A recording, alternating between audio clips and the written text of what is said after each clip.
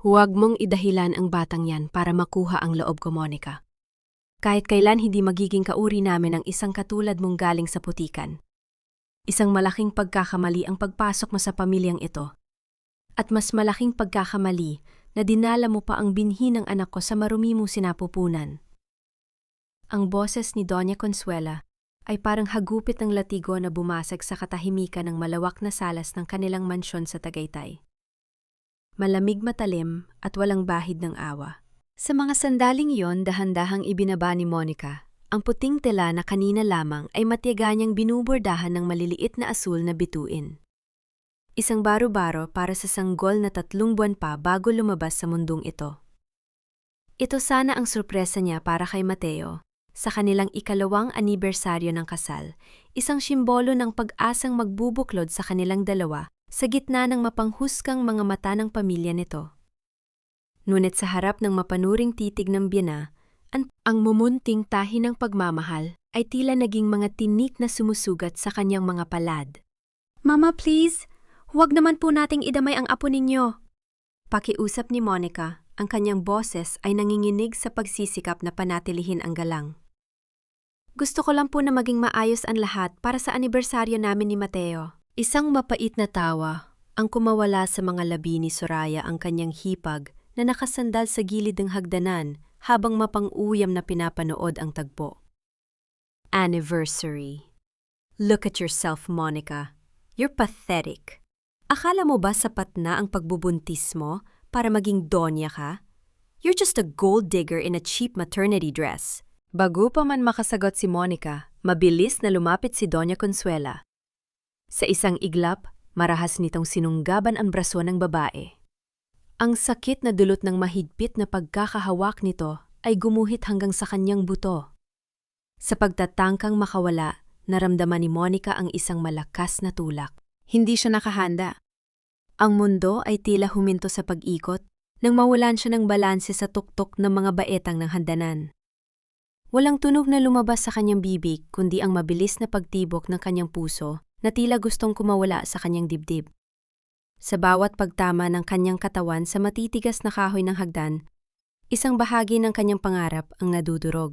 Nang tumigil ang kanyang pagbulusok sa pinakaibabang bahagi, ang tanging narinig niya ay ang sarili niyang hinihingal na hininga. Ang malalamig na tiles ay unti-unting uminit. Isang malapot at mainit na likido ang dahan-dahang kumalat mula sa kanyang ilalim, kinukulayan ng pulang mansa ang kanyang maputing damit. "My baby."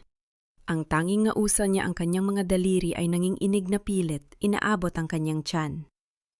Ang sakit ay hindi lamang pisikal. Ito ay isang malupit na pagpunit sa kanyang kaluluwa. Ang kanyang paningin ay nagsisimulang lumabo, ngunit nakita pa rin niya ang pagbaba ni na Doña Consuela at Soraya. Walang takot sa kanilang mga mukha, kundi isang madilim na plano. "Gawin mo na ang dapat mong gawin." Bulong ng matanda kay Soraya bago ito biglang naglupasi sa sahig at nagsimulang humiyaw ng malakas. "Tulong! Tulong! Si Monica! Sinubunikang saktan ako! Nahulog siya dahil sa sarili niyang galit." Eksaktong bumukas ang malaking pinto ng mansyon. Pumasok si Mateo, bitbit ang isang malaking kagalakan na agad na palitan ng malagim na katotohanan. Ngunit bago pa man makapagsalita si Monica, bago pa man niya maipaliwanag ang tunay na nangyari, sinalubong siya ng mga salitang mas masakit pa sa pagkakahulog niya sa hagdan. Lumapit si Mateo hindi sa kanya, kundi sa kanyang ina na tila hihimatayin sa sok. Pagkatapos lumingon ito kay Monica na may mga matang punong-puno ng pagkadismaya at puot.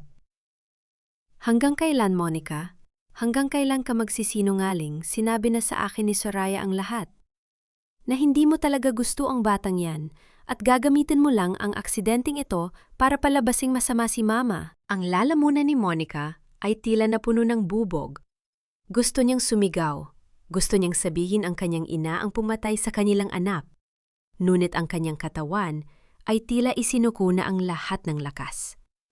Ang kanyang kamay na may hawak pa rin ng kapirasong tela ng baro-baro ay dahan-dahang bumagsak sa sahig na bahira ng sarili niyang dugo. Sa gitna ng malabo niyang paningin, nakita niya ang kanyang asawa, ang lalaking pinagkatiwalaan niya ng kanyang buhay, na tumalikod sa kanya upang alalayan ang totoong may sala. Sa bawat hakbang ni Mateo palayo, tila tinatapak-tapakan ang durog na puso ni Monica. Bakit ang pag-ibig na inaakala niyang magliligtas sa kanya ang siya palang magiging huling pako sa kanyang krus? Gaano ba kabigat ang halaga ng katotohanan? Sa isang bahay na binuo sa pundasyon ng kasinungalingan ng ang bawat paghinga ni Monica ay parang paghigop ng malamig at matalas na bubog.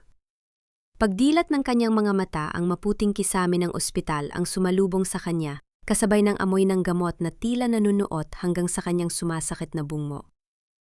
Ang katahimikan sa loob ng silid ay binabasag lamang ng mahina at regular na tunog ng makinang nagbabantay sa kanyang tibok ng puso, isang paalala na buhay pa siya. Kahit na pakiramdam niya ay namatay na ang malaking bahagi ng kanyang kaluluwa.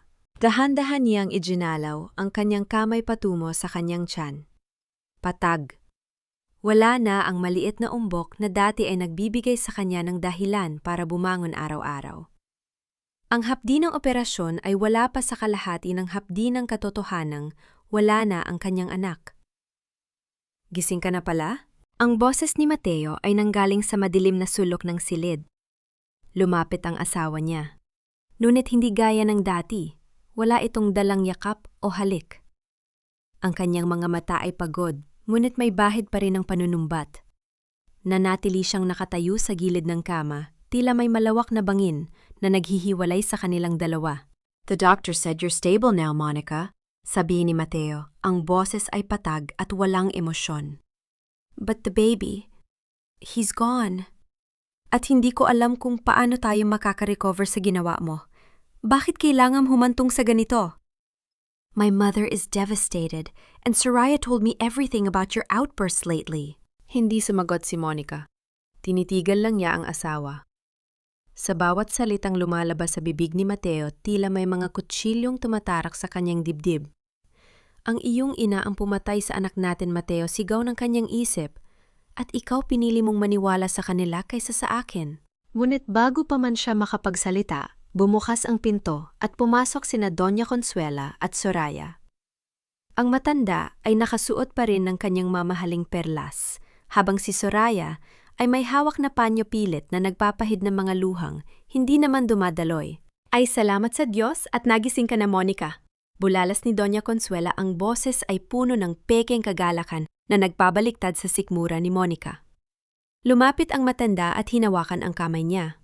Ang balat nito ay kasing lamig ng isang ahas. "Huwag kang mag-alala, pinatawad na kita sa pagtatangka mo saktan ako. Ang mahalaga ay gumaling ka." Nagkatinginan sina Soraya at Consuela. Isang mabilis na palitan ng tingin na puno ng takot-takot na baka isigaw ni Monica ang katotohanan. Nakita ni Monica ang pang-inginig na mga daliri ni Soraya habang inaayos nito ang buhok. Sa sandaling iyon, isang malamig na realidad ang tumama kay Monica. Kung sasabihin niya ang totoo ngayon, sino ang maniniwala sa kanya? Si Mateo na bulag sa pag-ibig sa kanyang ina, ang mga doktor na binabayaran ng pamilya nila, ituturing lang siyang baliw o sinungaling? At kung malalaman nilang alam niya ang totoo, hindi sila titigil. Hanggat hindi siya tuluyang nawawala. Kailangan niyang mabuhay. Kailangan niyang maging mas matalino kaysa sa kanila. Dahan-dahang binitawan ni Monica ang kamay ni Consuela. Ang kanyang mga mata ay luminggon kay Mateo, pagkatapos ay sa dalawang babae na may ekspresyong blangko at puno ng kalituhan. Sino kayo?" Mahinang tanong ni Monica. Ang kanyang boses ay paos at parang bata. "Nasaan ako, Mateo? Bakit ako nandito?" Tila nabitawan ni na Doña Consuela at Soraya ang kanilang hininga sa sobrang gulat, habang si Mateo ay mabilis na lumapit at hinawakan ang kanyang balikat. "Monica, it's me. Don't you remember anong nangyari? Hindi mo ba kami kilala?" Umiling si Monica. Pilit na pinapatulo ang luha mula sa kanyang mga mata na tila puno ng takot. "Ang sakit ng ulo ko, wala akong maalala. Sino ang baby na sinasabi ninyo? Bakit parang may kulang sa akin?" Ang shock sa mukha ni Doña Consuela ay unting napalitan ng isang mapanuring ng iti na pilit itinatago. Sa isip ng matanda ito na ang pinakamagandang pagkakataong ibinigay sa kanya ng tadhana. Ang saksi ay wala ng alaala. Ang krimen ay mananatiling lihim. Lumapit si Doña Consuela at hinalikan si Monica sa isang halik na parang pagtatak ng sumpa. "Huwag kang mag-alala, anak. Nandito kami. Kami ang pamilya mo. Tutulungan ka naming makalimot sa lahat ng sakit." Sa ilalim ng kumot, mariing ibinaon ni Monica ang kanyang mga kuko sa sariling palad hanggang sa bumaon ang mga ito sa kanyang laman.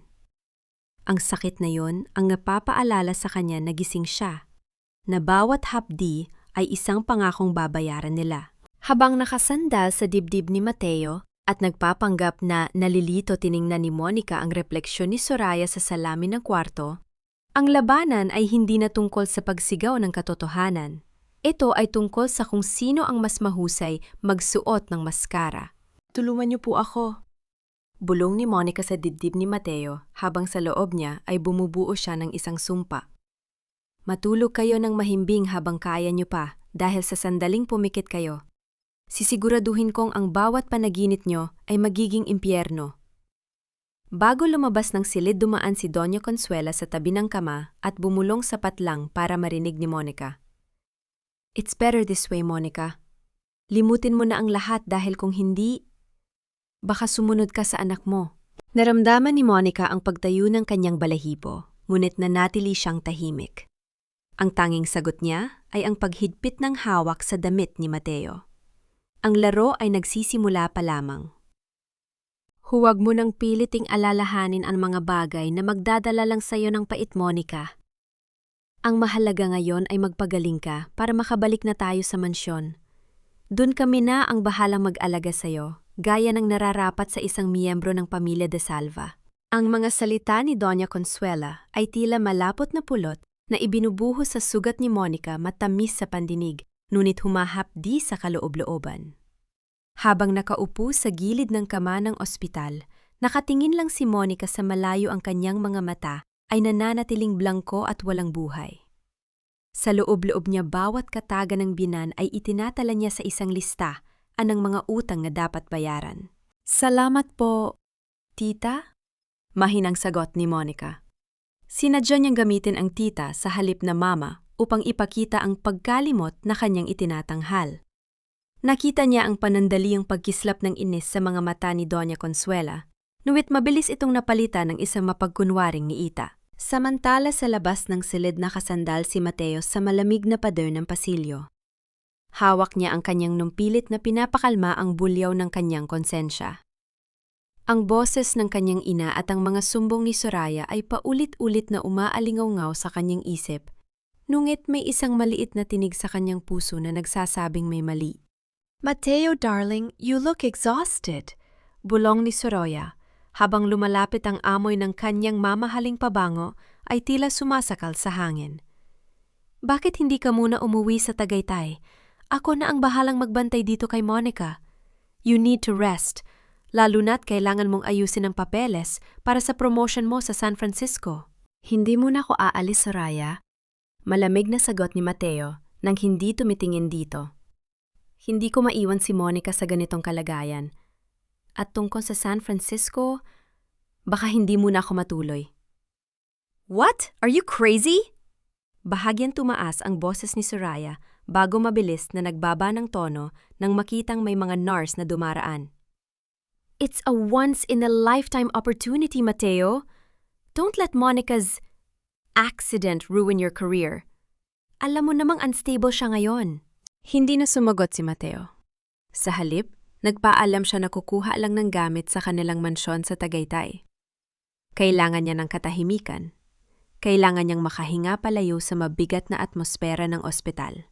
Pagdating sa mansyon, ang katahimikan ng malaking bahay ay tila sumisigaw. Ang bawat sulok ay nagpapaalala sa kanya ng tawa ni Monica at ng mga pang-arap na binuo nila para sa kanilang anak. Dumiretso siya sa kanilang silid, ngunit sa pagdaan niya sa tapat ng silid ni Doña Consuela, napansin niyang bahagyang nakabukas ang pinto nito. Isang kakaibang udyok ang nagtulak sa kanya na pumasok. Ang silid ay maayos gaya ng inaasahan sa kanyang ina. Ngunit may isang bagay na hindi tugma. Sa ilalim ng malaking kama sa gitna ng kadiliman, may isang piraso ng puting tela na bahagyang nakalabas. Yumoko si Mateo at dahan-dahang hinila ang tela.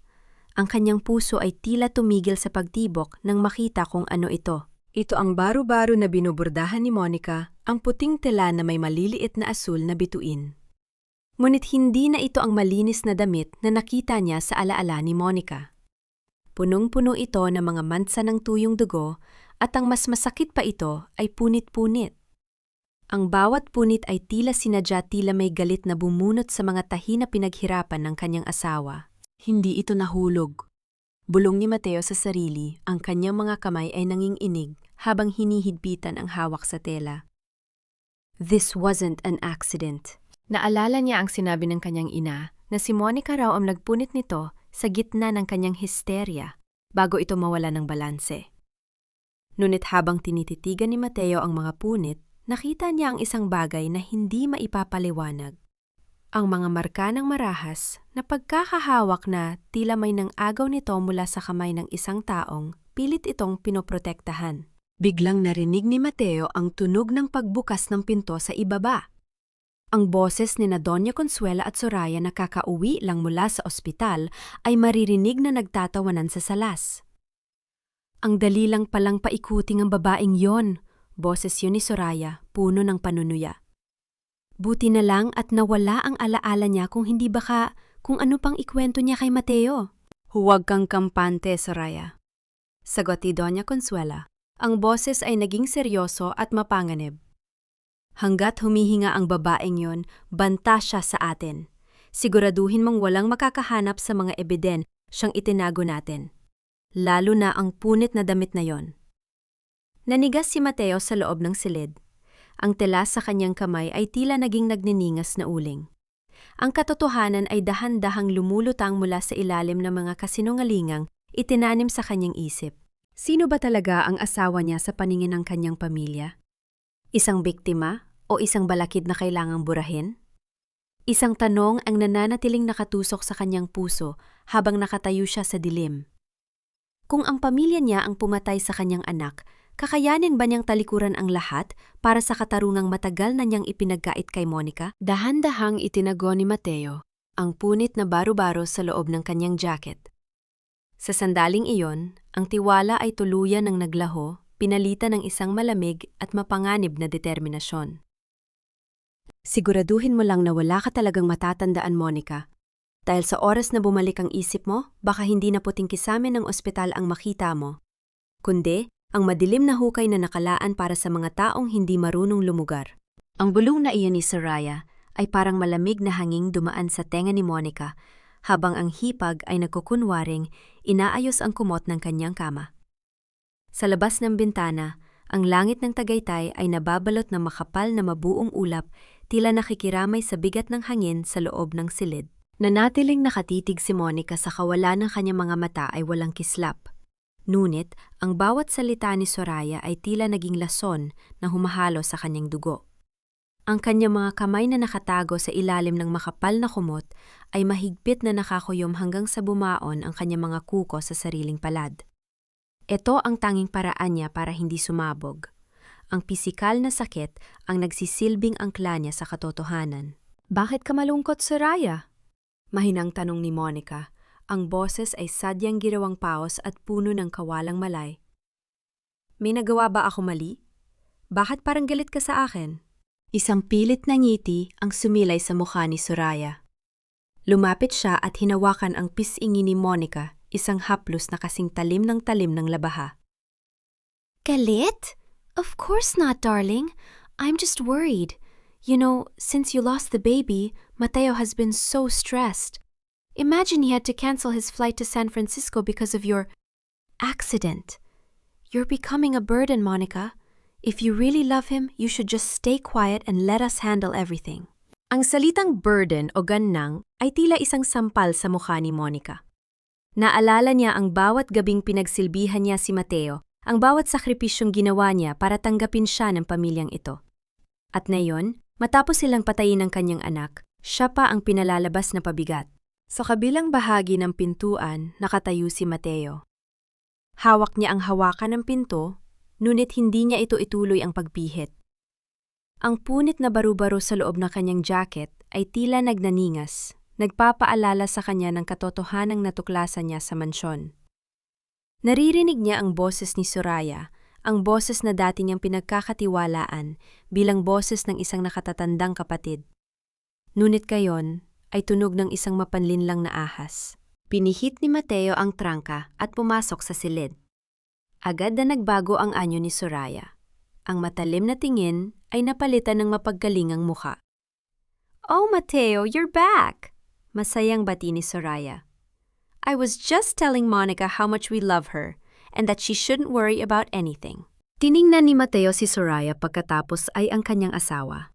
Sa unang pagkakataon, nakita niya ang panging-inig ng labi ni Monica na pilit nitong itinatago. Nakita niya ang takot sa mga mata nito, isang takot na hindi nanggagaling sa pagkalimot, kundi sa isang pangalib na kasama nito sa loob ng silid. "Salamat, Soraya," maikling sagot ni Mateo. "Maaari mo ba kaming iwan muna? Gusto kong makausap ang asawa ko." Nang lumabas si Soraya, lumapit si Mateo sa kama. Naupo siya sa tabi ni Monica at hinawakan ang kamay nito. Gusto niyang ilabas ang punit na tela, gusto niyang isigaw, na alam na niya ang lahat. Ngunit, naalala niya ang babala ng kanyang sariling isip. Kung malalaman ni na Doña Consuela na alam niya, lalong manganib ang buhay ni Monica. "Monica?" Bulong niya ang boses ay puno ng pagsisisi. "I promise, hinding-hindi na kita iiwan. Kahit anong mangyari po, protektahan kita." Tiningnan ni Monica si Mateo. Sa loob ng isang segundo, gusto niyang bumigay. Gusto niyang umiyak sa dibdib nito at sabihing, "Mateo, pinatay nila ang anak natin." Ngunit nakita niya ang anino ng isang tao sa maliit na salamin ng pinto. Alam niyang nakikinig sila. Alam niyang ang bawat galaw niya ay binabantayan. "Salamat, Mateo," sagot ni Monica habang ang kanyang puso ay dahan-dahang nagiging bato. "Pero sino ka nga ulit? Bakit parang ang bigat ng loob ko kapag tinitingnan kita?" Ang bawat salita ni Monica ay tila isang punyal na tumatama sa konsensya ni Mateo. Ito ang parusaan niya, ang makalimutan ng taong pinakamahal niya dahil sa sarili niyang pagkabulag. Habang dahan-dahang hinihimas ni Mateo ang buhok ni Monica, naramdaman ni Monica ang isang bagay sa bulsa ng jacket ni Mateo, isang maliit at magaspang na tela. Ang kanyang puso ay kumabog ng mabilis. Alam niya ang texturang yon. Yon ang burda ng kanyang mga bituin. Alam na ba niya, tanong ni Monica sa sarili? O bahagi rin ba ito ng kanilang laro sa gitna ng katahimikan ng silid isang bagong tensyon ang nabuo? Dalawang taong nagmamahalan, ngunit kapwa nakasuot ng maskara. Isang lalaking naghahanap ng katarungan sa dilim at isang babaeng nagpapanggap na bulag habang naghahanda ng isang madugong paghihiganti. Ang labanan ay hindi na lamang sa pag-itan ni Monica at ng mga De Salva.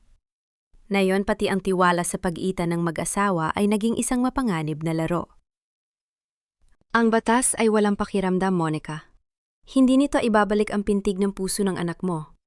Pero kaya nitong panagutin ang kumuha nito. Ang boses na iyon ay hindi nanggaling kay Mateo, kundi sa isang lalaking nakatayo sa may pintuan ng silid. Nakasuot ito ng madilim na asul na suit.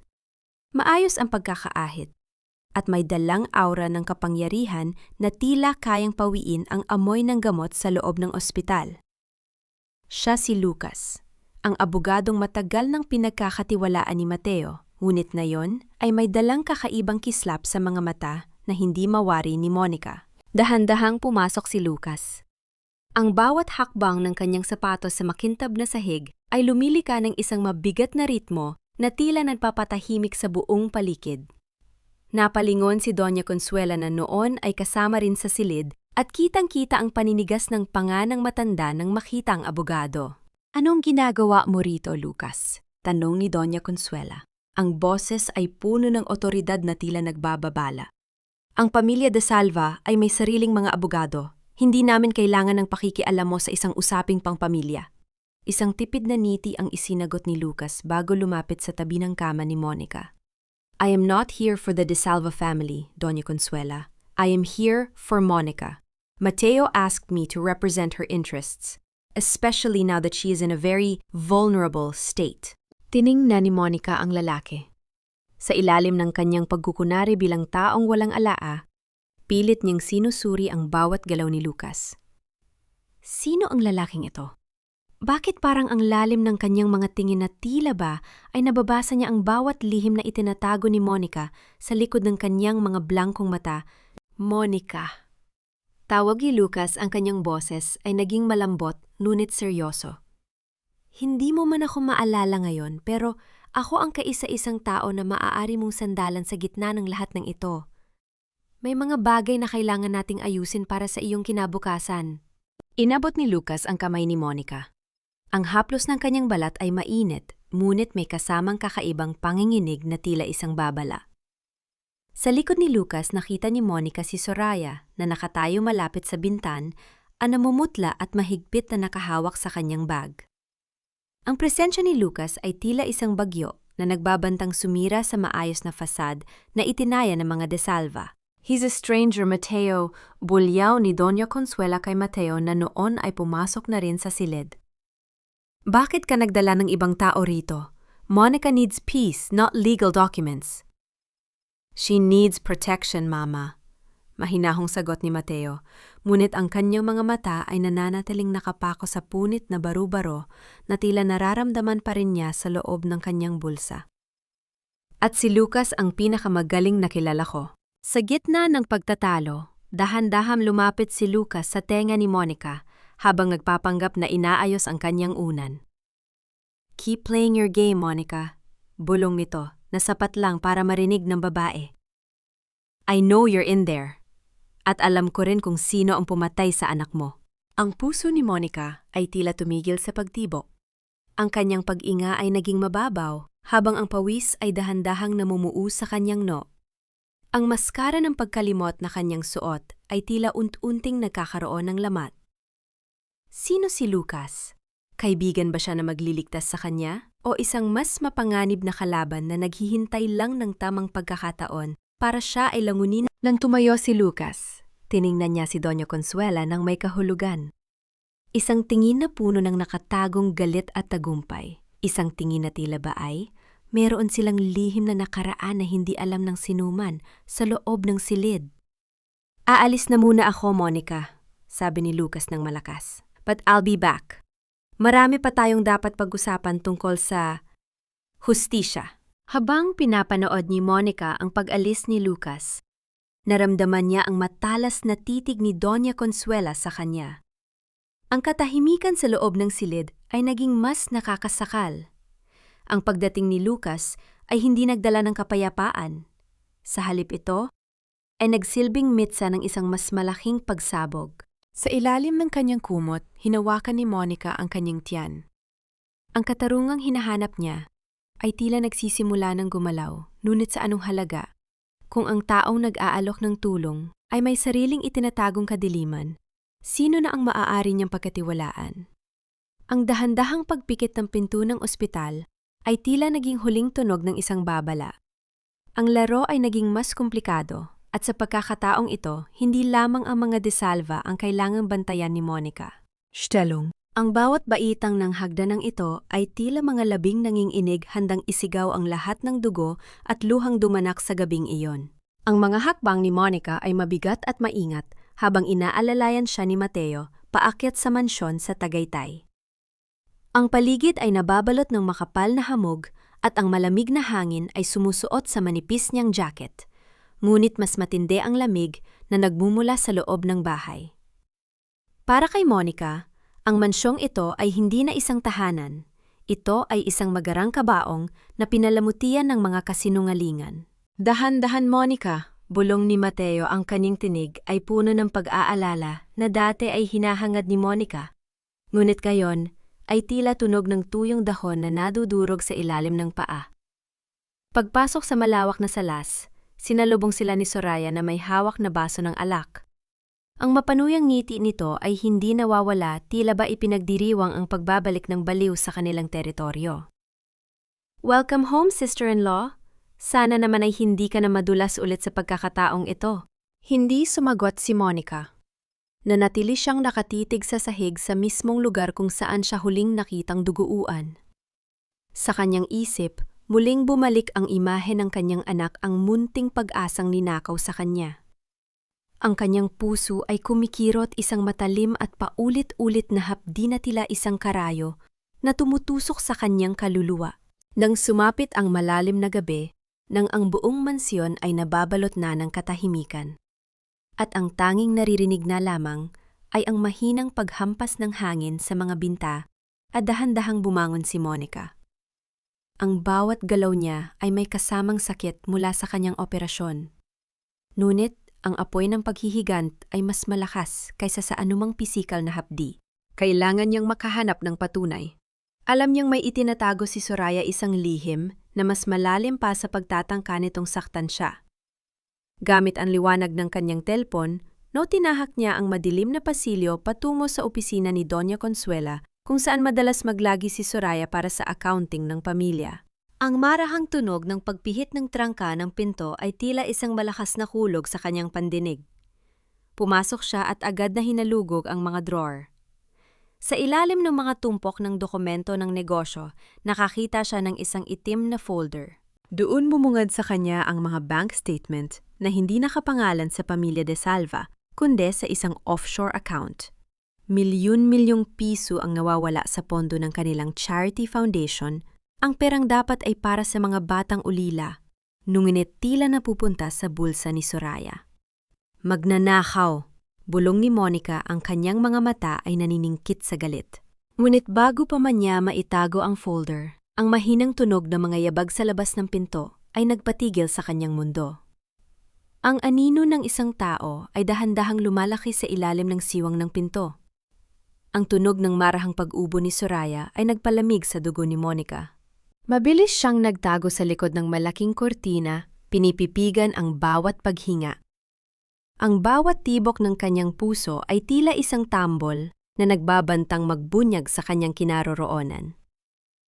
Pumasok si Soraya, ang liwanag mula sa kanyang hawak na kandila ay lumilikha ng mga nakakatakot na anino sa dingding. Alam kong nandito ka, sabi ni Soraya, ang boses ay malambing ngunit puno ng banta.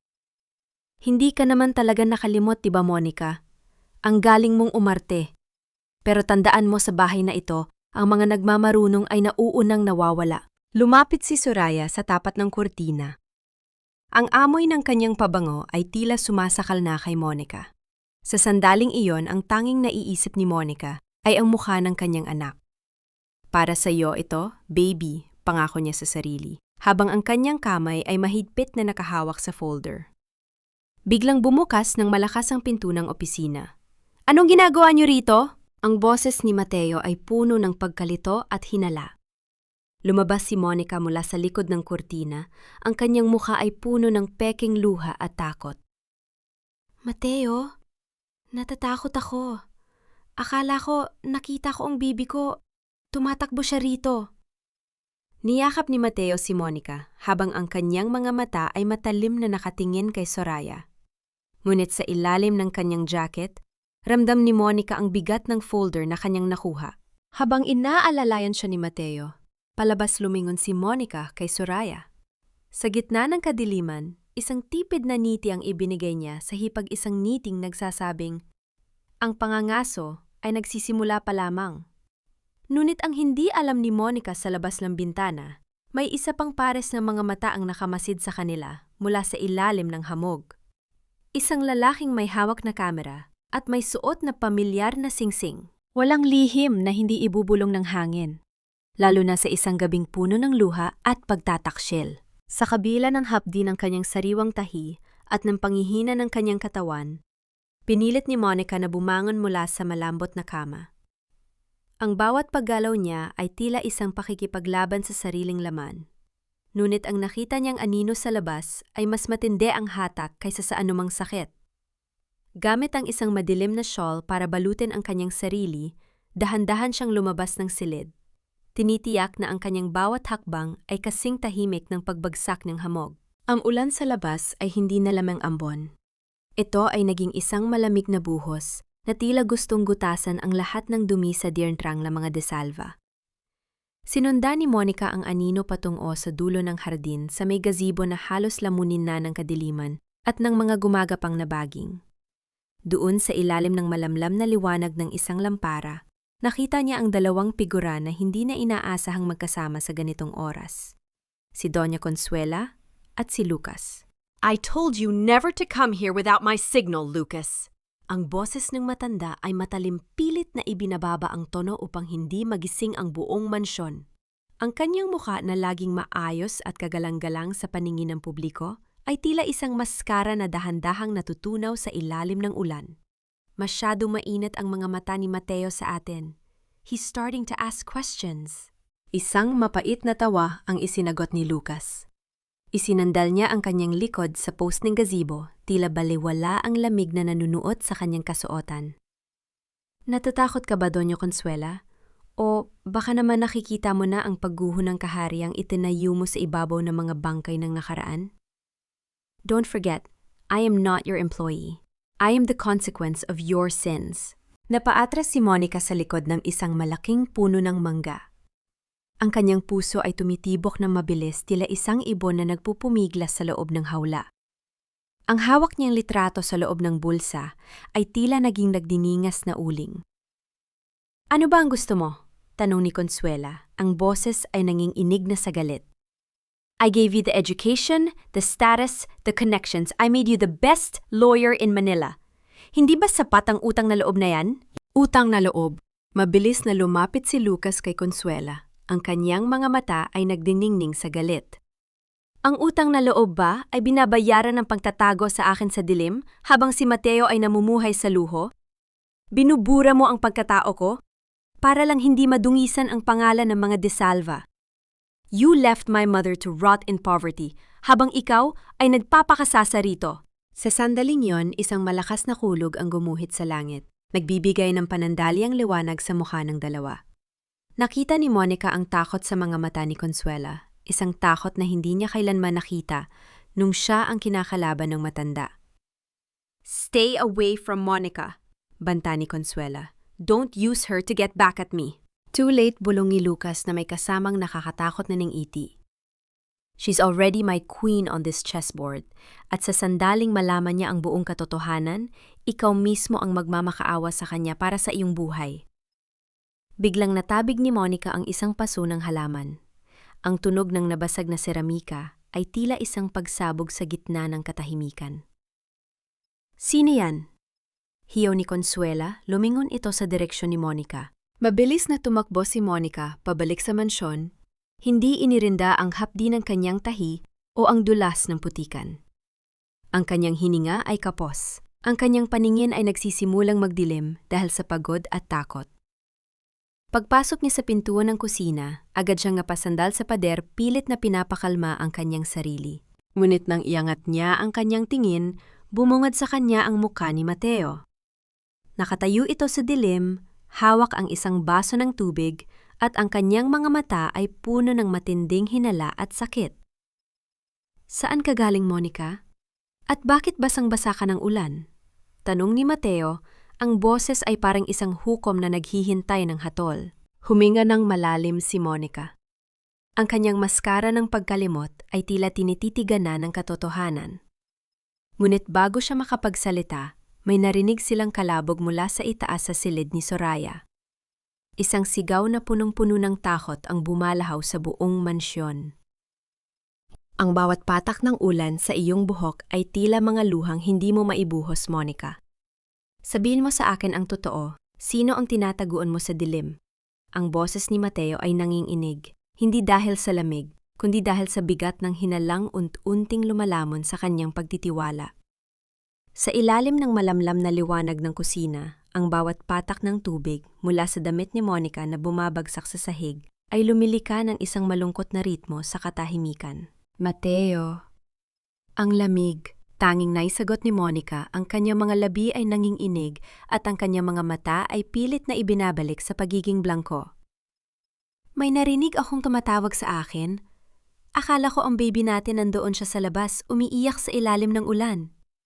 Bago pa man makasagot si Mateo ang katahimikan ng mansyon, ay muling binuwag ng isang matinis at puno ng lagim na sigaw mula sa itaas. Hindi yon sigaw ng galit. Yon ay sigaw ng isang taong nakakita ng sarili nilang kamatayan. Soraya, sigaw ni Mateo. Agad niyang binitawan ang baso at mabilis na tinahak ang hagdanan. Sumunod si Monica pilit na iniinda ang bawat kurot ng sakit sa kanyang tahi. Nang makarating sila sa tapat ng silid ni Soraya, bumungad sa kanila ang isang tanawing puno ng kaguluhan. Ang pinto ay nakabukas ng malawak at si Soraya ay nakalupas, ay sa sahig itinuturo ang kanyang vanity mirror na basag-basag. Sa gitna ng mga piraso ng salamin, may isang bagay na nakasabit. Isang maliit puting baro-baro katulad ng ginagawa ni Monica, ngunit ang isang ito ay may nakatusok na gunting sa mismong bahagi ng puso at may pulang tinta na tila dumadaloy mula rito, gaya ng sariwang dugo. Sino ang gumawa nito? Hiyaw ni Doña Consuela na kararating lang ang kanyang muka ay kasing puti ng chalk. Ang kanyang mga mata ay mabilis na lumingon kay Monica, puno ng malisya at paratang, Ikaw ang gumawa nito, Monica?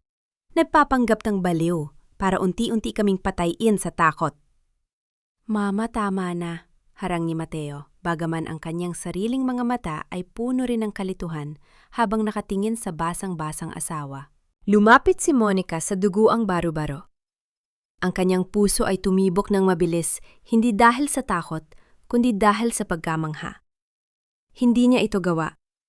Alam niyang si Lucas ang nasa likod nito. Isang babala para sa mga desalva. Ngunit, isang patibong din para sa kanya. Dahan-dahang lumuhod si Monica sa tabi ni Soraya na noon ay nanginginig sa takot. Inabot niya ang kamay ng hipag-isang hawak na tila nag-aalay ng pakikiramay, ngunit sa totoo ay isang paraan para maramdaman ang pangangatog ng biktima. Soraya, huwag kang umiyak, bulong ni Monica. Ang kanyang boses ay malambing ngunit may hatid na kilabot. Ang mga bituin sa langit ay nakatingin sa atin. Nakikita nila ang lahat ng itinatago natin. Napaatras si Soraya, tila nakakita ng isang multo. Umalis ka sa harap ko, Mateo. Ilayo mo siya sa akin. Siya ang sumusumpa sa atin. Pinuhat ni Mateo si Monica at dinala ito pabalik sa kanilang silid. Ang gabi ay naging mas lalong mabigat. Nang mailapag ni Mateo ang asawa sa kama, kinuha niya ang tuyong tuwalya at dahan-dahang pinunasan ang buhok nito. Ang bawat haplos niya ay puno ng dusa. Monica, kung may alam ka, sabihin mo sa akin. Pagsusuma mo ni Mateo ang kanyang no ay nakadikit sa no ni Monica. I want to protect you, but I can't fight shadows if you won't show me the light. Sa gitna ng kanilang paglalapit, naramdaman ni Monica ang paghigpit ng hawak ni Mateo sa kanyang kamay. Ngunit sa sandaling iyon, may isang bagay na nahulog mula sa bulsa ng shawl ni Monica, ang kupas na litrato ni Lucas at ng kanyang ina. Nanigas ang buong katawan ni Mateo nang makita ang litrato sa sahig.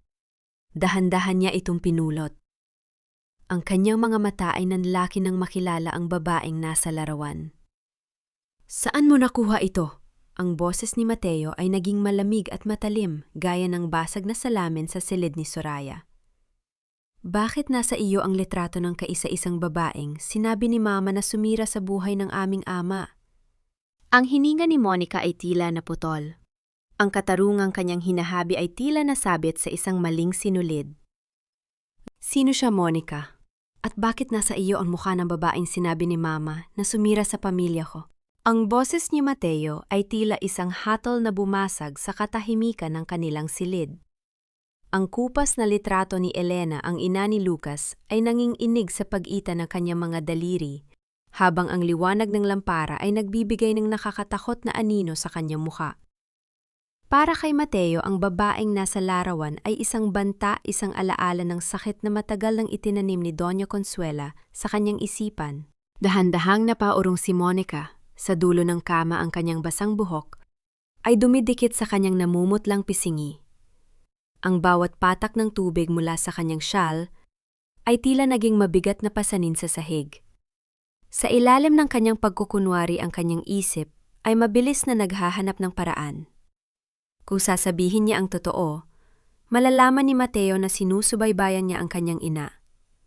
Kung magsisinungaling siya, lalong lalalim ang bangin sa pagitan nila. Nakita ko lang po yan sa labas. Mahinang sagot ni Monica, ang kanyang boses ay tila isang maliit na batang naliligaw.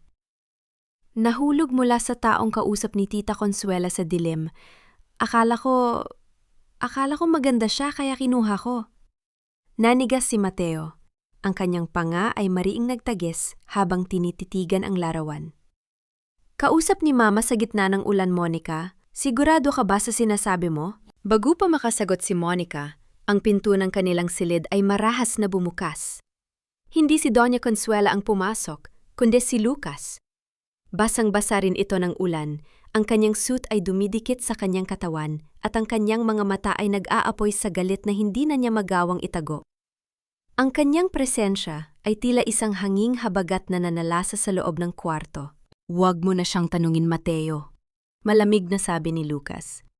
Dahil ang hawak mo ay hindi lamang basta papel. Yan ang mukha ng katotohanang pilit na ibinabaon ng iyong ina sa limot.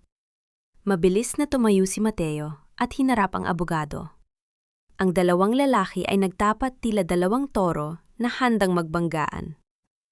Anong karapatan mong pumasok dito nang walang pahintulot, Lucas? At ano ang kinalaman mo sa babaeng ito?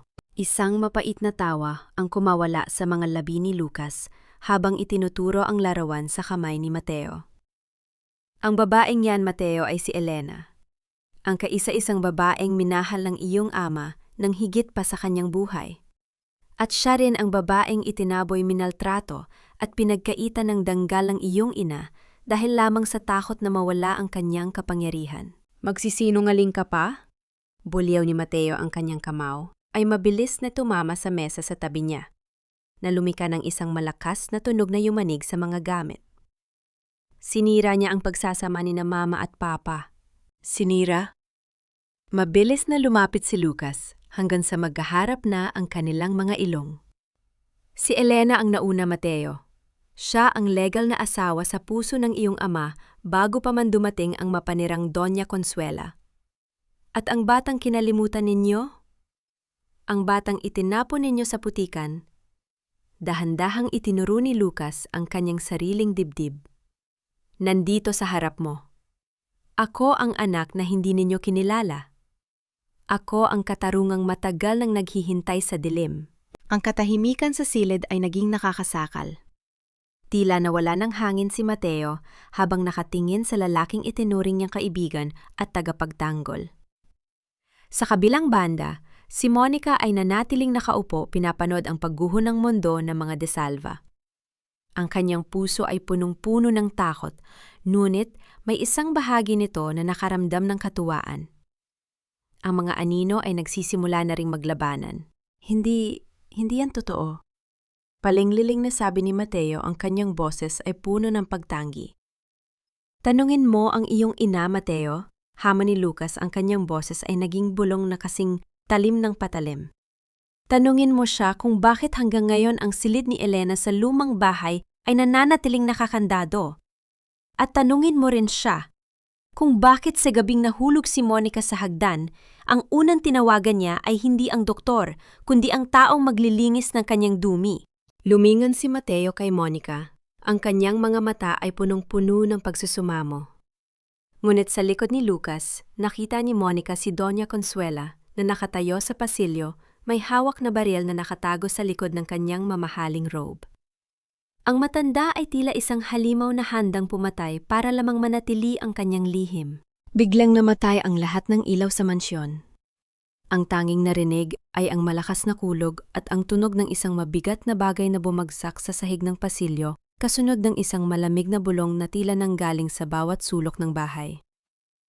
Nandito na ang paniningil. Huwag mong dungisan ang pangalan ko ng iyong maruming dugo, Lucas.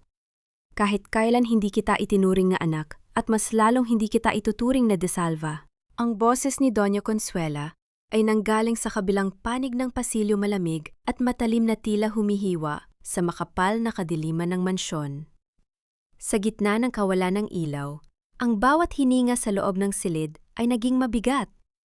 Ang tanging nagbibigay ng kaanting liwanag ay ang bawat iglap ng kidlat mula sa labas na panandaliang, nagpapakita ng mga figurang tila mga estatwa ng put at takot.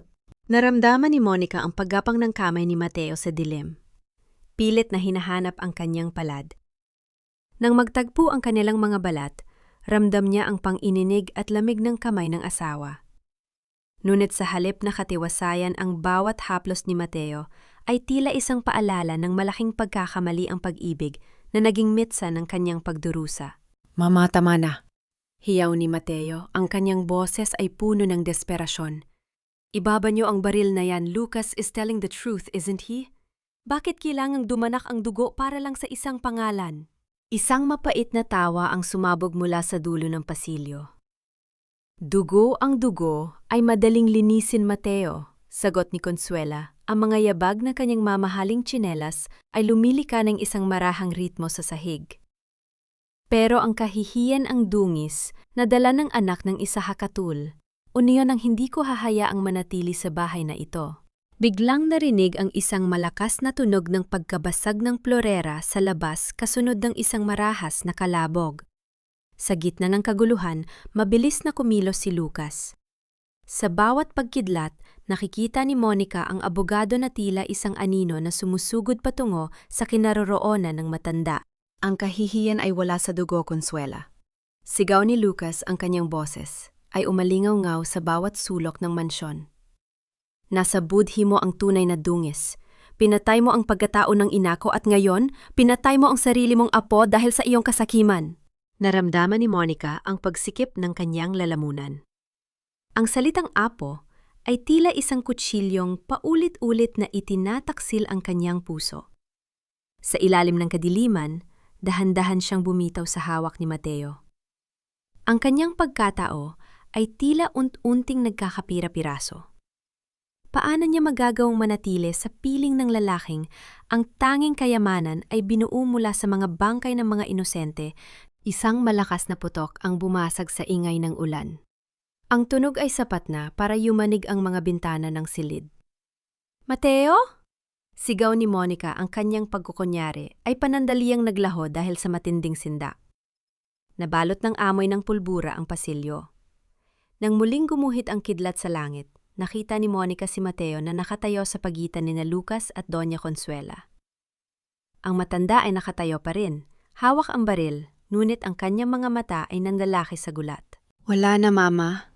Bulong ni Mateo, ang boses ay paos at puno ng pagtanggap sa isang masakit na katotohanan.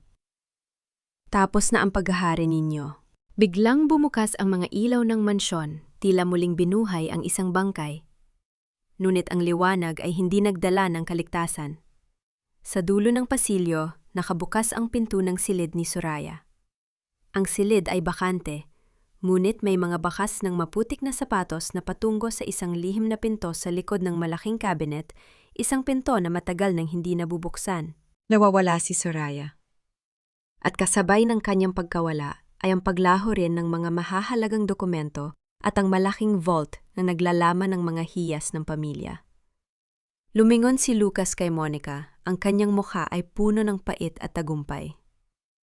Hindi lang ako ang naghihintay sa dilim, Monica. May mga ahas sa loob mismo ng inyong kuta na mas matalim ang kagat kasi sa akin. Naiwang nakatayo si Monica sa gitna ng silid habang si Mateo ay dahan-dahang lumuluhod sa harap ng kanyang ina. Tila isinusuko na ang lahat ng kanyang lakas. Ang mansyon ay tila naging isang malaking labirinto ng mga lihim na unti-unti nang lumalabas.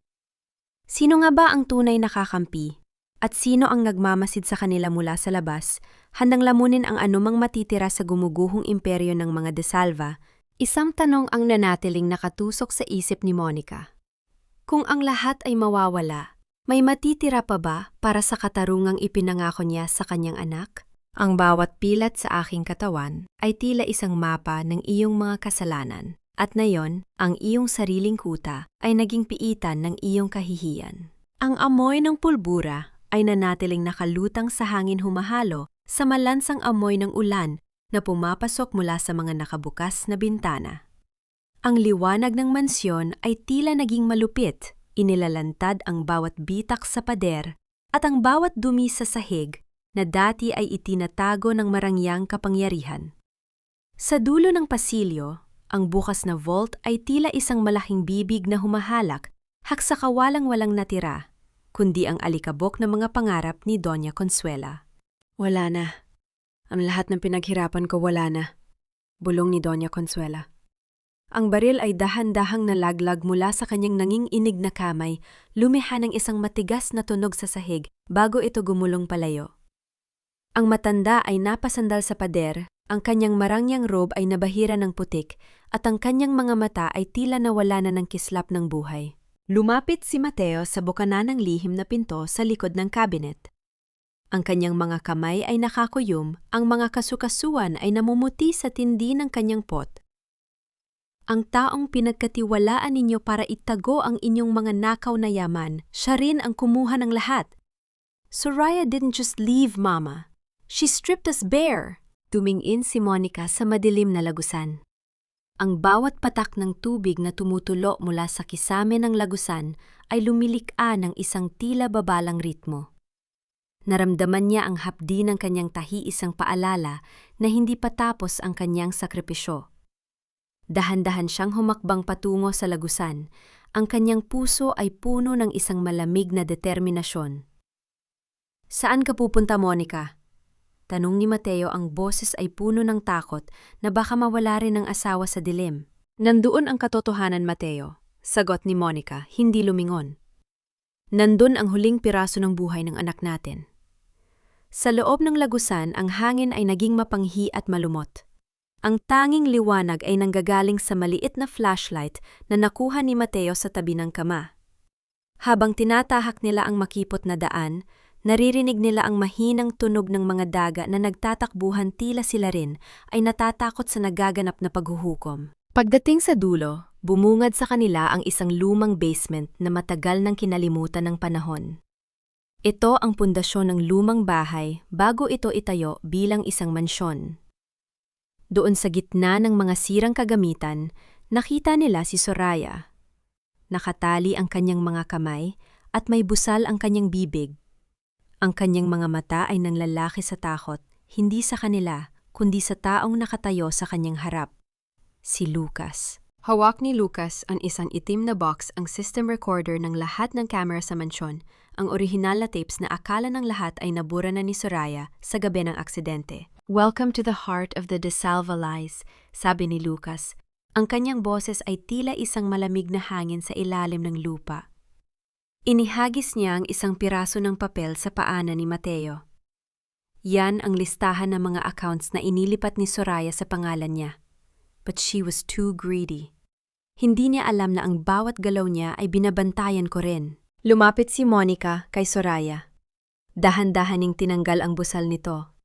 Sa halip na magpasalamat, isang histerikong tawa ang kumawala sa mga labi ng hipag. Akala niyo ba ay panalo na kayo? Sigaw ni Soraya. Ang kanyang buhok ay gulo-gulo at ang kanyang mukha ay puno ng luha at dumi.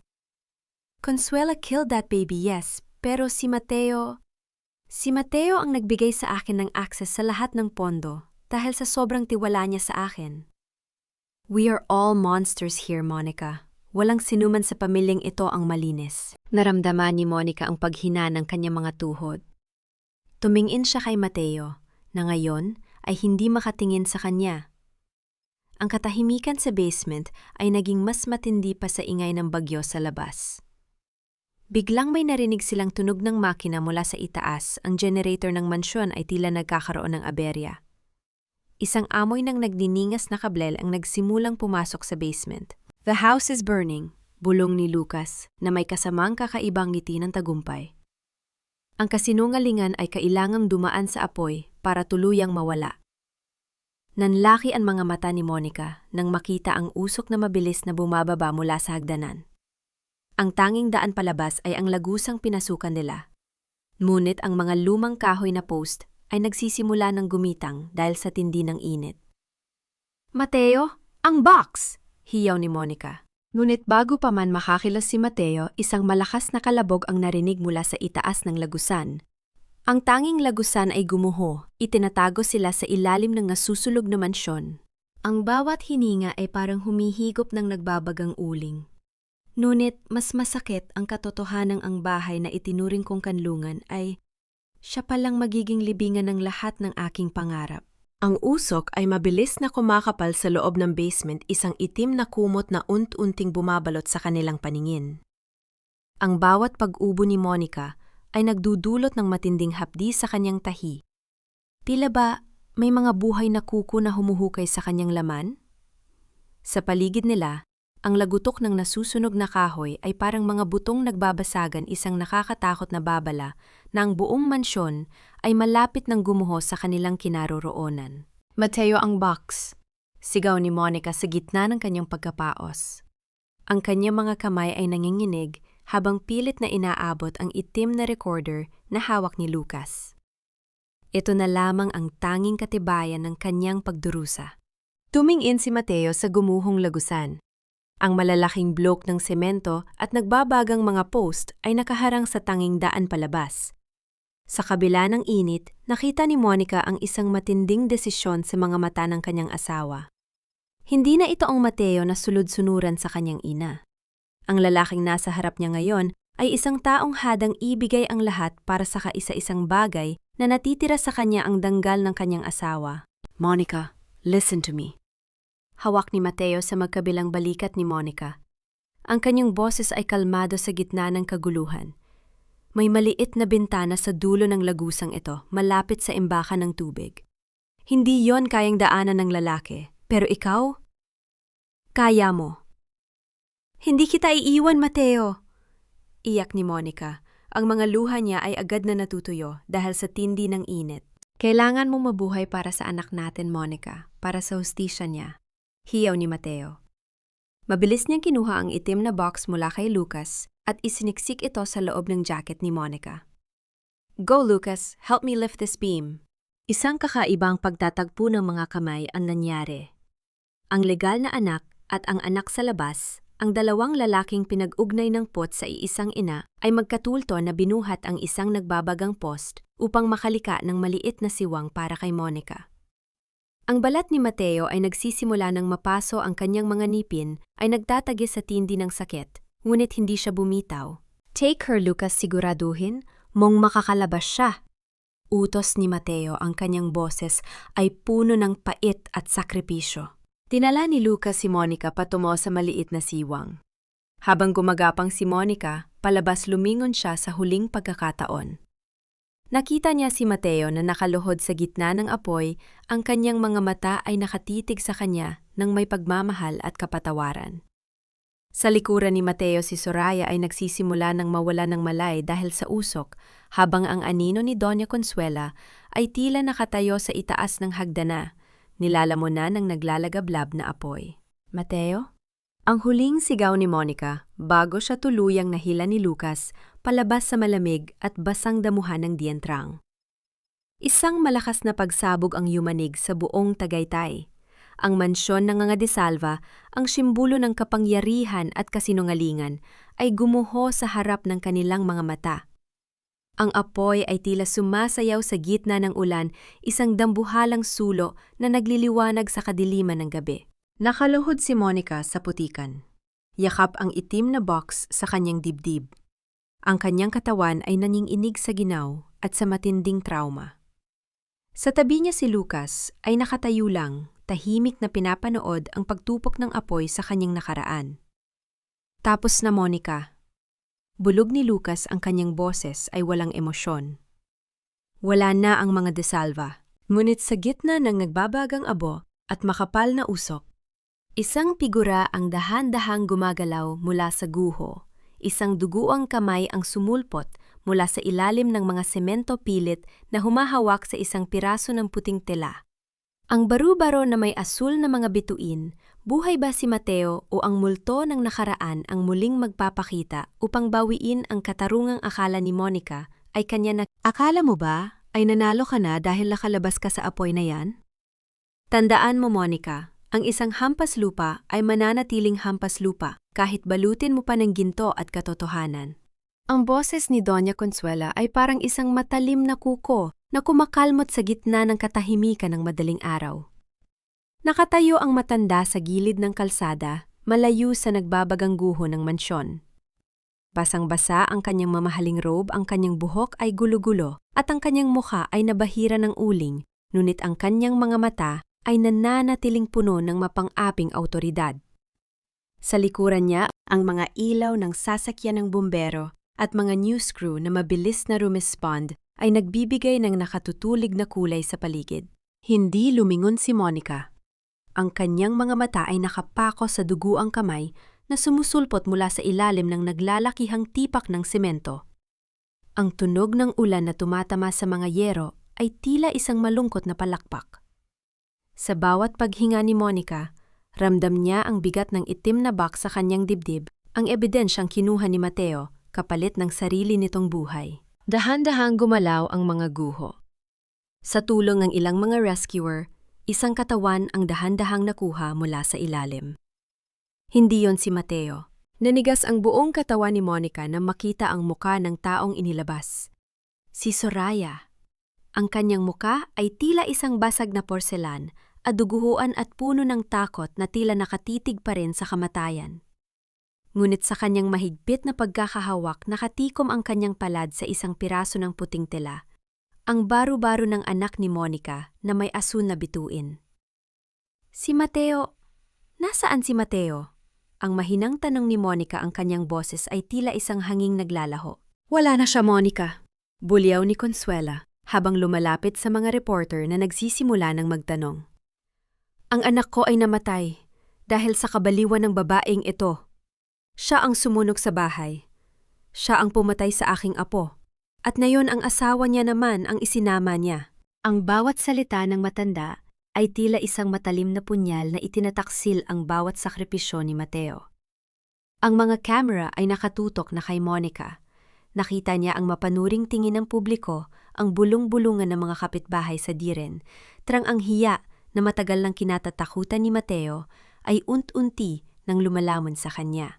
Ngunit sa pagkakataong ito, hindi yumuko si Monica. Dahan-dahan siyang tumayo, ang kanyang likod ay tuwid na tila isang haliging hindi kayang gibain ng anumang bagyo. Hinarap niya ang camera, hinarap niya ang kanyang biyenan. Ang apoy na ito ay hindi ko gawa, Doña Consuela. Ang boses ni Monica ay malakas at malinaw, tila isang kampanang umaalingaw-ngaw sa gitna ng gabi. Ito ang apoy ng inyong mga kasalanan na tuluyan ang tumupok sa inyong kaharian. Inangat ni Monica ang itim na box. Nandito ang lahat, ang bawat sampal, ang bawat pagtulak, at ang katotohanan kung paano ninyo pinatay ang sarili ninyong apo sa hagdanang yon. Nandito rin ang boses ni Soraya habang inaamin ang pagnanahaw ninyo sa pondo ng mga ulila. Namutla si Doña Consuela. Ang kanyang labi ay nanginig, pilit na humahanap ng salita, ngunit tila ba naging abo na ang lahat ng kanyang kasinungalingan? Sa gitna ng tensyon, isang puting van ng ospital ang huminto sa gilid ng kalsada. Bumukas ang pinto at lumabas si Lucas. Ang kanyang mukha ay seryoso, ngunit may bahid ng lungkot. Lumapit siya kay Monica at dahan-dahang kinuha ang itim na box. Tapos na ang pagtatago, Doña Consuela, sabi ni Lucas. Ang boses ay puno ng pait. Ang katarungang itinapon mo sa putikan kasama ang aking ina ay nandito na, at hindi mo na ito kayang sunugin. Humarap si Lucas sa mga reporter. I am Lucas de Salva, ang anak na itinapon ninyo sa limot upang mapanatili ang inyong wad na danggal. Ang tinig ni Lucas ay tila isang malakas na dagundong na mas nangingibabaw pa sa ingay ng mga sirena ng bumbero. Ang mga reporter na kanina lamang ay nakikinig sa mga paratang ni Doña Consuela ay mabilis na naglipatan ng atensyon kay Lucas. Ang bawat kislap ng kamera ay tila mga kidlat na tumatamas sa mukha ng matanda, inilalantad ang bawat bitak ng kanyang pagkatao na dati ay itinatago ng mamahaling kolorete. Magsisinungaling ka rin. Hiyaw ni Doña Consuela, ang kanyang boses ay naging matinis at halos hindi na makilala. Wala kang ebidensya. You are just a parasite trying to suck the blood of the De Salvas. Ngunit bago pa man makapagpatuloy, ang matanda itinaas ni Monica ang kanyang kamay. Ang itim na box ay nagniningning sa ilalim ng mga spotlight ng media. Sa isang sandali, tumigil ang lahat. Ang tanging narinig ay ang mahinang patak ng ulan sa mga payong at ang malalim na paghinga ni Monica. Hindi na kailangan na mas maraming salita, Doña Consuela. Sabi ni Monica, ang kanyang boses ay malamig at puno ng kapangyarihan. Ang teknolohiya, ay hindi nagsisinungaling. Ang bawat sandali sa hagdanang yon, ang bawat utos ninyo kay Soraya na manipulahin ang pondo ng foundation, lahat ay narito. Mateo gave his life to save this. His last act of love was to expose the truth about his own mother. Sa pagbanggit sa pangalan ni Mateo, ang mga mata ni Doña Consuela ay panandaliang nakakita ng takot, isang tunay na takot na nanggagaling sa kailaliman ng kanyang itim na puso. Ngunit ang pride ay mas matimbang pa rin kaysa sa pagmamahal sa anak. Wala akong pakialam, sigaw ng matanda habang pilit na inaagaw ang box mula kay Monica. Akin na yan. I built this empire with my own hands. Hindi ko hahayaang sirain ito ng isang tulad mo. Dahil sa tindi ng pag-agaw ni Consuela, nawalan siya ng balanse sa madulas na putikan. Ang matanda na dati ay kinatatakutan ng buong Tagaytay ay bumagsak sa lupa sa mismong paanan ni Monica. Ang kanyang mamahaling robe ay puno na ng putik at ang kanyang perlas ay nagkalas-kalas sa semento tila mga butil ng luha na hindi niya kailanman iniyak para sa iba. Ito ang hiya na higit pa sa kamatayan para sa isang De Salva. Ang makitang nakaluhod sa putikan sa harap ng buong bansa. Ngunit sa gitna ng kahihiyang ito, isang malakas na tinig mula sa mga guho ang bumasag sa tagpo. May buhay pa rito, rescuers! Bilis! Isang lalaki na tabunan ng post! Ang puso ni Monica ay tila tumigil sa pagtibok. Mabilis siyang tumakbo patungo sa mga bumbero.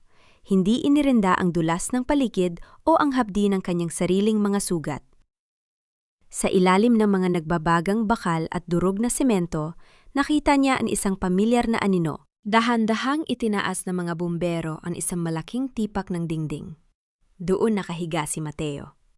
Ang kanyang mukha ay puno ng uling at dugo ang kanyang mga mata ay pikit, ngunit ang kanyang dibdib ay bahagyang gumagalaw.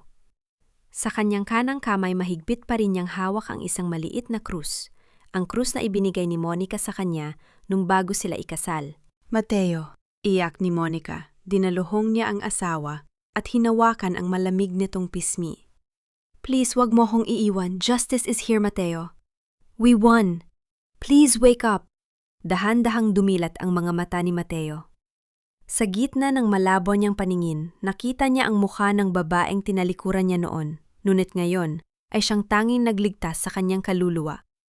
Isang mahinang ngiti ang gumuhit sa kanyang mga labi bago siya muling pumikit. Dito lang ako. Monica, ang bulong na halos hindi marinig.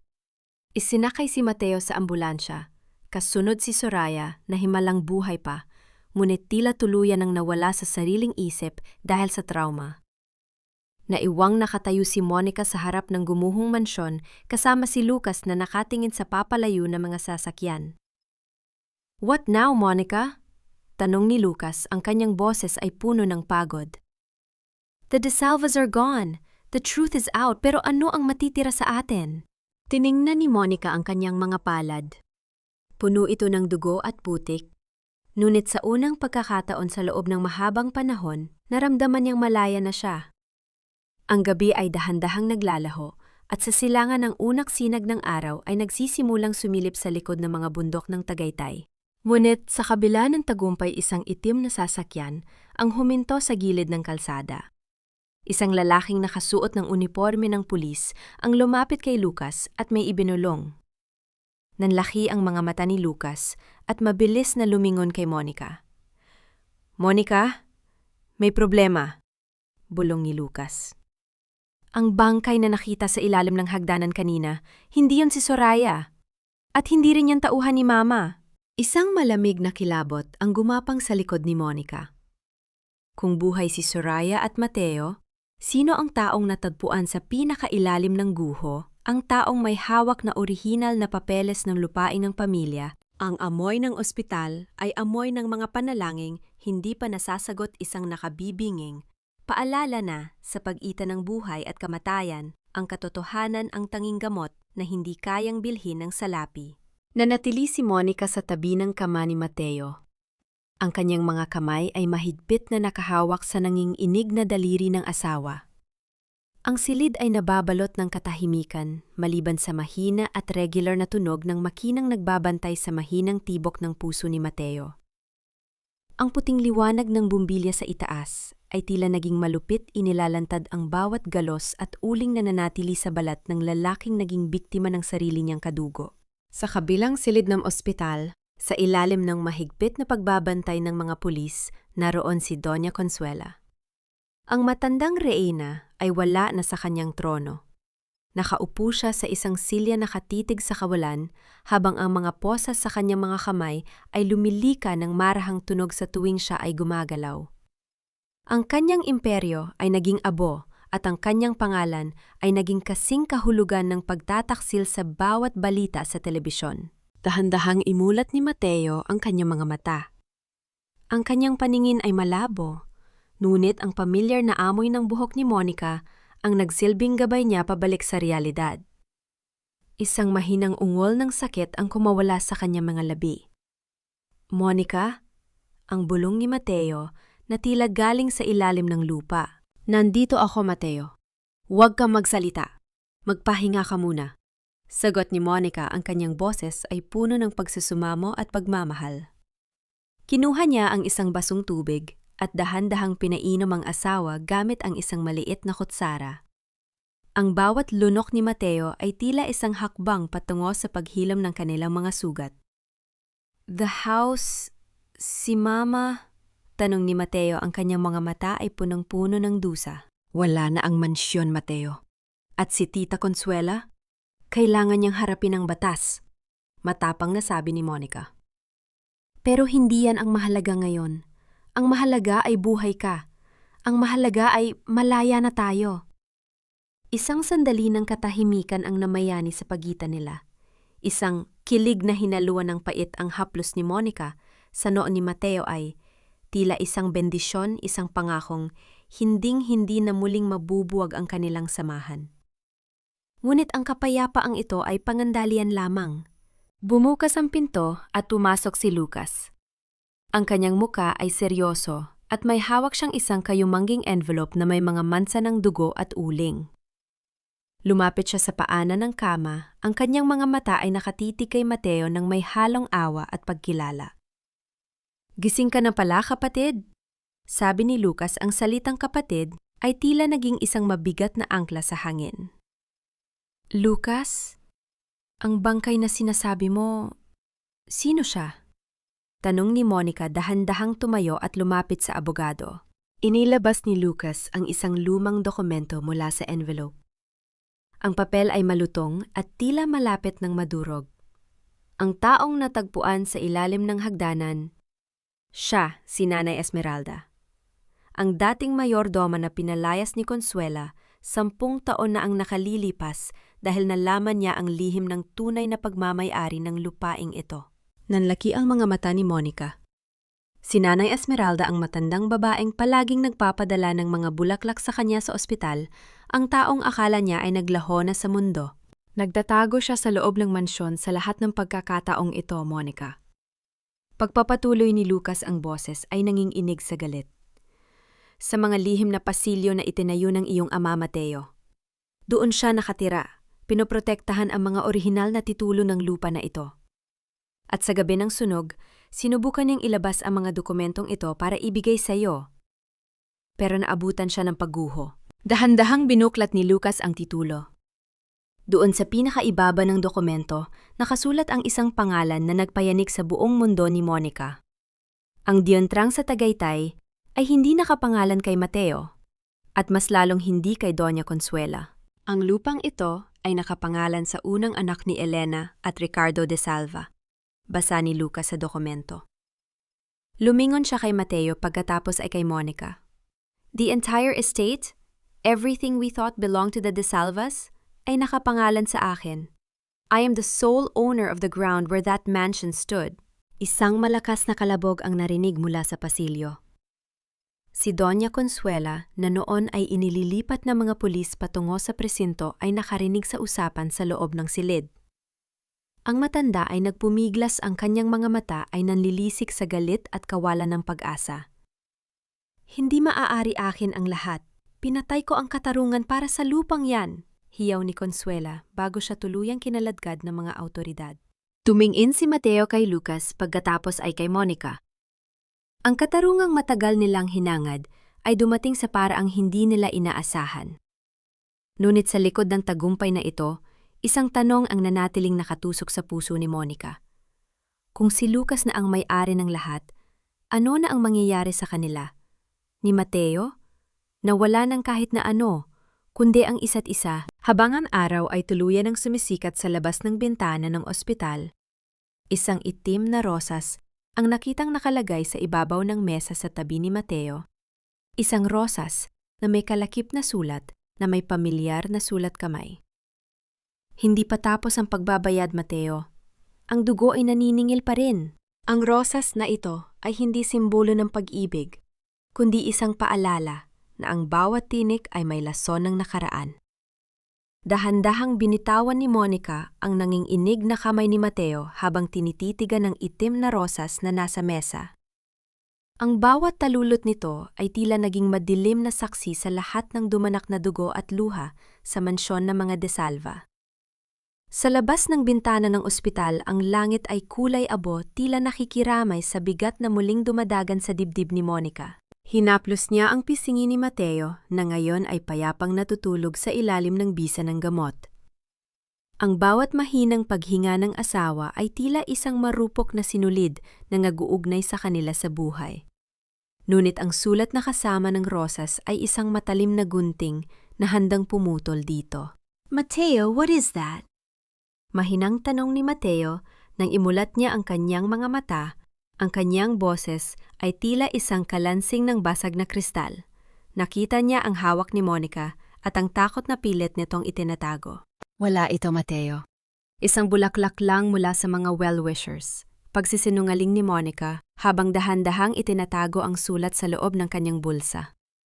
Ang kanyang puso ay kumakaba ng mabilis tila isang ibong nakakulong sa isang masikip na hawla. Magpahinga ka na muna. Lalabas lang ako sandali para kausapin si Lucas. Paglabas ni Monica sa pasilyo, sinalubong siya ng malamig na hangin mula sa aircon ng ospital. Ang bawat hakbang ng kanyang sapatos sa makintab na sahig ay lumilikha ng isang tila babalang ritmo. Sa dulo ng pasilyo, nakatayo si Lucas nakatanaw sa malayo habang hawak ang isang folder. "Lucas, kailangan nating mag-usap." Sabi ni Monica, ang kanyang boses ay naging matigas at puno ng determinasyon. Inilabas niya ang itim na rosas at ang sulat. "Soraya is still playing with us. Kahit nasa loob siya ng psychiatric ward, nagagawa pa rin niya magpadala ng ganito." Tinitigan ni Lucas ang rosas. Isang mapait na ngiti ang gumuhit sa kanyang mga labi. "Hindi si Soraya ang nagpadala nito, Monica. Soraya is truly broken. Nakita ko siya kanina nakatitig lang sa pader at bumubulong ng mga pangalan ng mga taong kinalimutan na niya. Kung hindi siya sino si Tita Consuela, ay nasa kulungan." Hiyaw ni Monica ang kanyang pagtitimpi ay nagsisimula ng gumuho gaya ng mansyon sa Tagaytay. "May isang tao pa, Monica. Isang taong hindi natin binigyan ng pansin dahil akala natin ay wala siyang kapangyarihan." Bulong ni Lucas, ang kanyang mga mata ay naging seryoso. Si Tita Charing, ang kapatid ni Consuela na matagal nang naninirahan sa ibang bansa. She's back, at siya ang humahawak sa lahat ng natitirang koneksyon ng pamilya. Naramdaman ni Monica ang pagtayo ng kanyang balahibo. Si Tita Charing, ang babaeng laging nasa likod ng mga anino, ang taong laging sumasang-ayon sa bawat kalupitan ni Consuela. Dahan-dahang lumapit si Lucas kay Monica at hinawakan ang kanyang balikat. "Monica, the justice we found is only the beginning of a bigger war.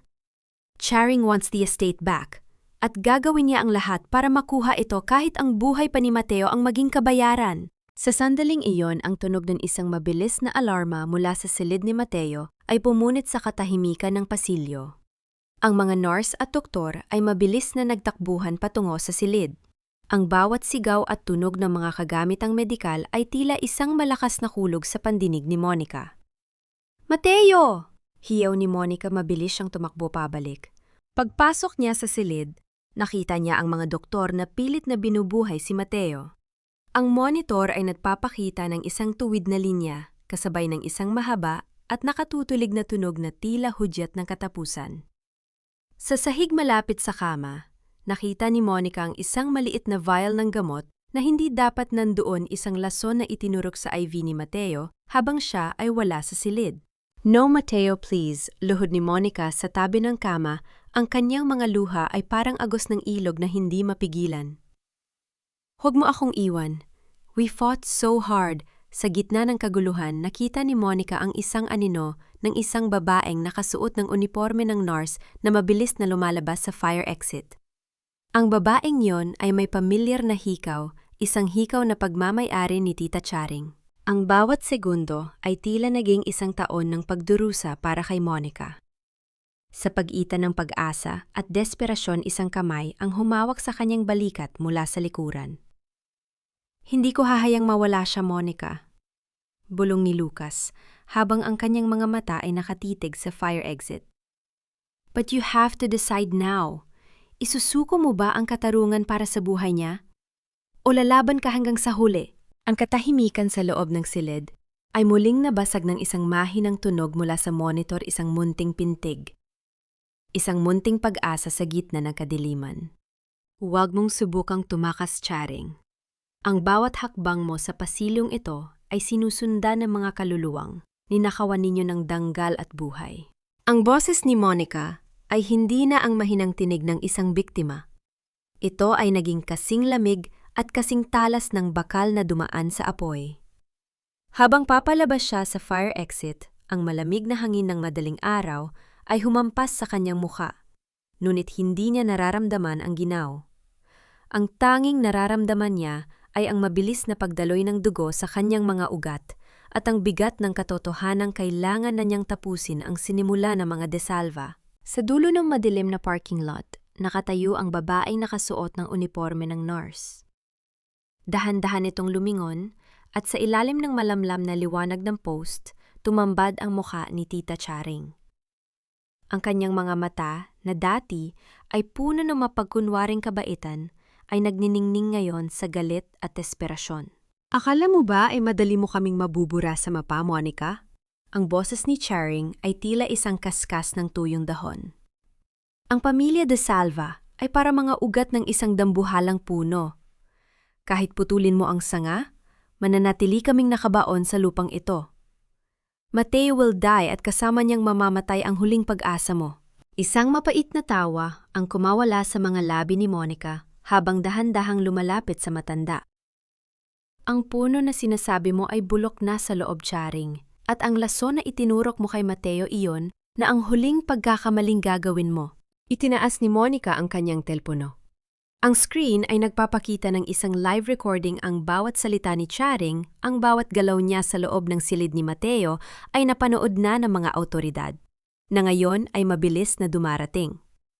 Ang tunog ng mga papalapit na sasakyan ng pulis ay lumilika ng isang dambuhalang koro ng paniningil.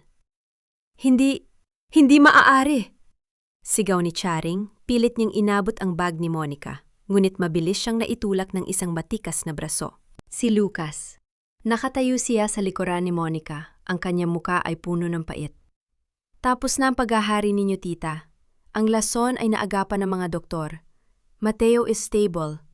At ikaw ang susunod na mabubulok sa tabi ni Consuela." Nang dumating ang mga pulis, nakita ni Monica ang pagbagsak ng balikat ni Charing.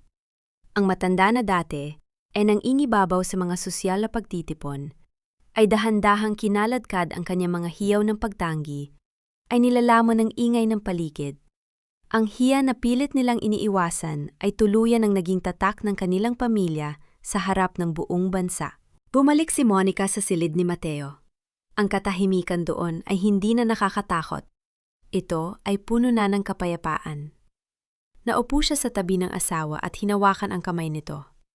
Ang monitor ay nagpapakita ng isang regular at malakas na pintig, isang tunog ng tagumpay laban sa kamatayan. "Mateo!"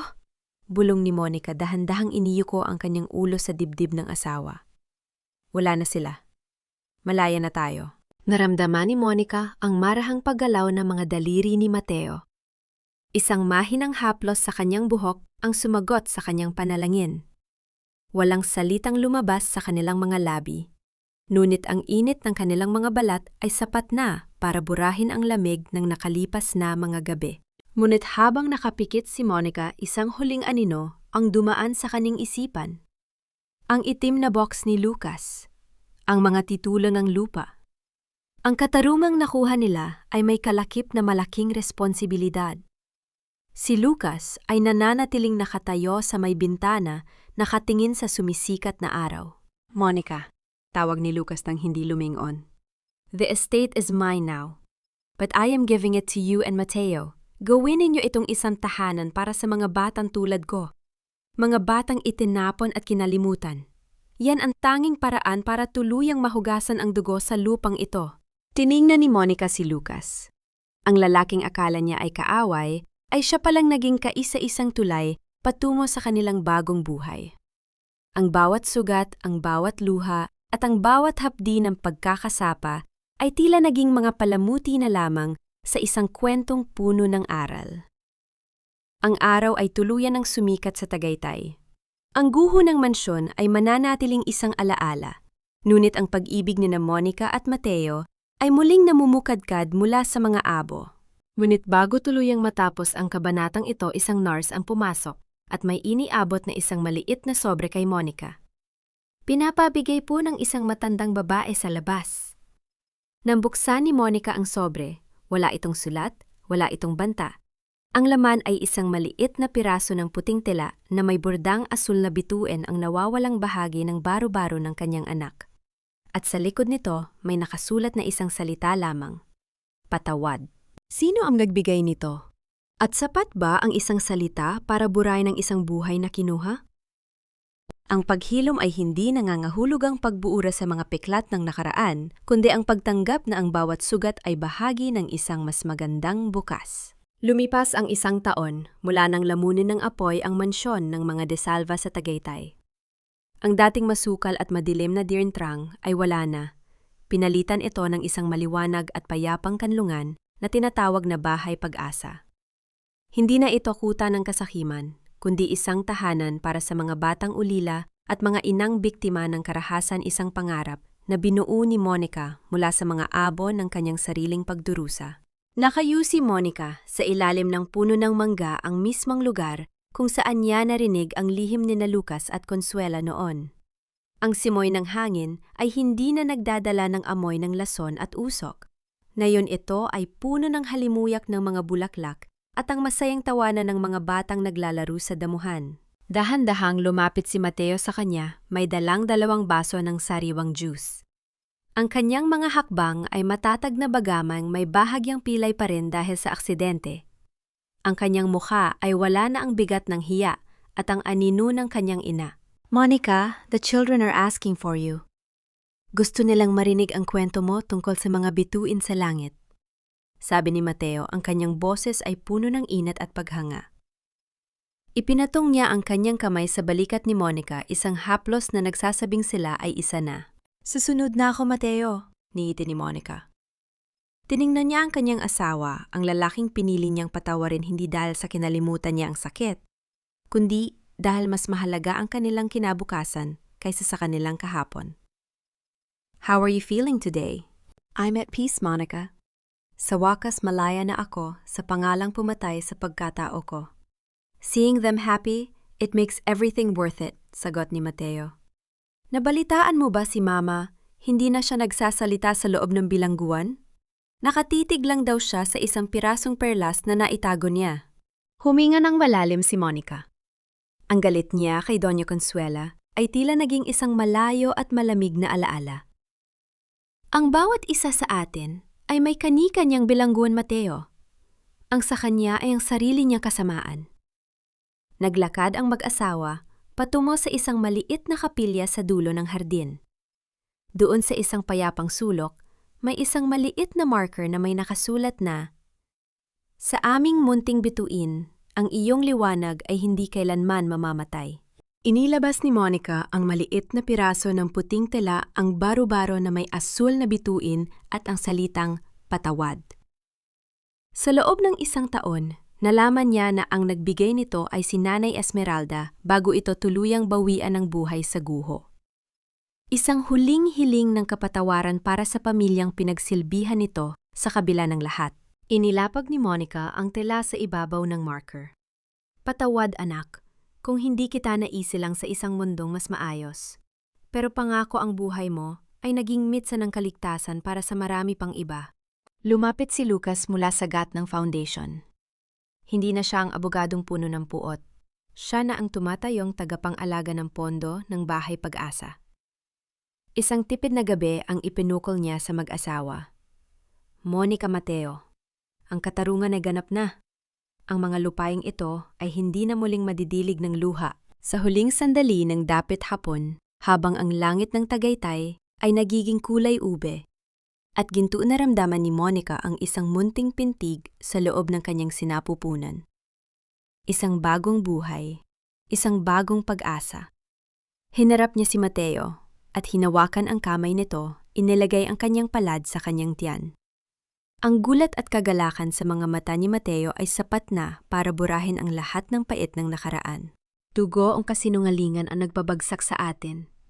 Pero ang mga luha ng pag-asa ang muling bubuhay sa atin, bulong ni Monica sa hangin. Ang sinad ng araw sa Tagaytay ay hindi lamang tanda ng isang bagong umaga, kundi patunay na ang bawat gabi ng pagluha at pait ay may hangganan sa harap ng matibay na paninindigan. Mga mahal kong tagapakinig, maraming salamat sa pagsama sa akin sa mahaba at madamdaming paglalakbay na ito hanggang sa huling yugto ng buhay ni Monica at Mateo. Habang binubuo at isinasalaysay ko ang bawat kabanata, hindi ko mapigil ang mapahinto at makaramdam ng matinding kirot sa aking dibdib. Lalo na sa tagpong nahulog si Monica sa hagdanan at nang yakapin niya ang punit-punit na baru-baro ng kanyang anak sa gitna ng abo ng mansyon.